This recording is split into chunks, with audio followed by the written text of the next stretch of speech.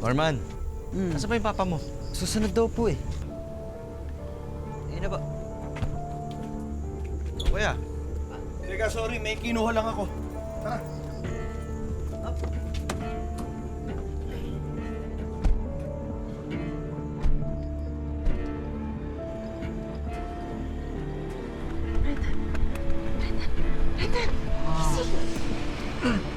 Bakit ko kinigising? Ganda-ganda ng panaginip ko eh. Tumahimik kasi, Anton. Lumabas na.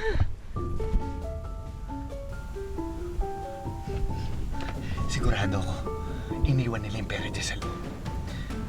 Pasukin na natin eh. Tara.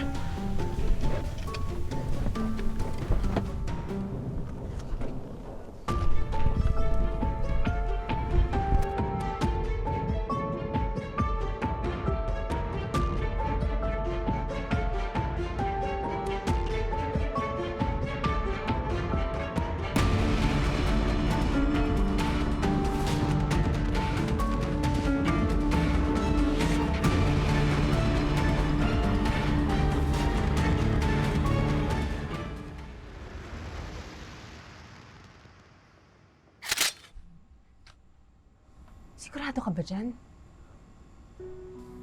Naninigurado lang ako para kapag may pumanap, papatahimikin ko. Papatahimikin? Eh, ang baril ba tahimik? Ka na nga makialam.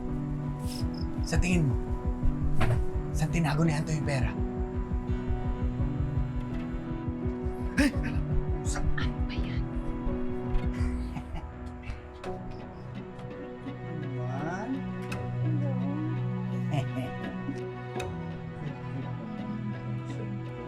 Hey, stop playing Puso ka ba nila, that. Anton? Dapat putukan na itong pusikat na ito. Stop it. Sige na.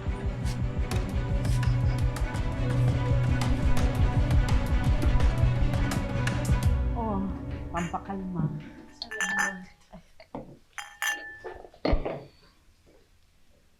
Mapagkakatiwalaan ba natin yung Arya na yan? Eh baka naman kasabot siya ng tito niya?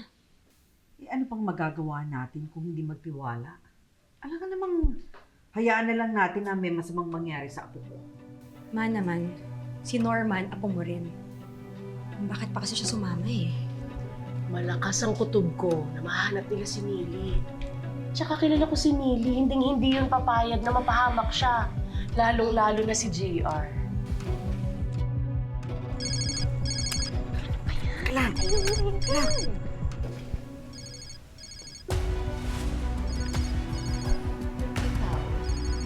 Sa likod? Sino yan?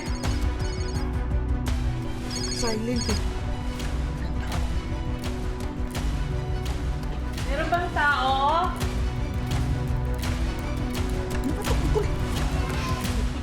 Pusa meron.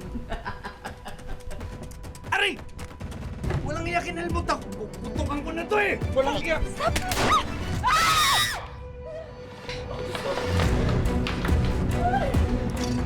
Ano gagawin mo dyan? Masasaktan ba sila dyan?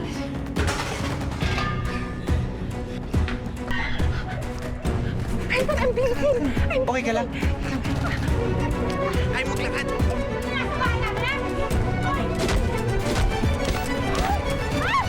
Brendan? Lia? Anong ginagawa niyo? Baril! Bakit kayo nandito? Tigilan niyo ako! Puputukan ko kayo ng baril! Baril? Baril ko! Ito ba? Ito ba? Sige! Hoy! Ay, papalaya! Huwag kayo babalik sa bahay!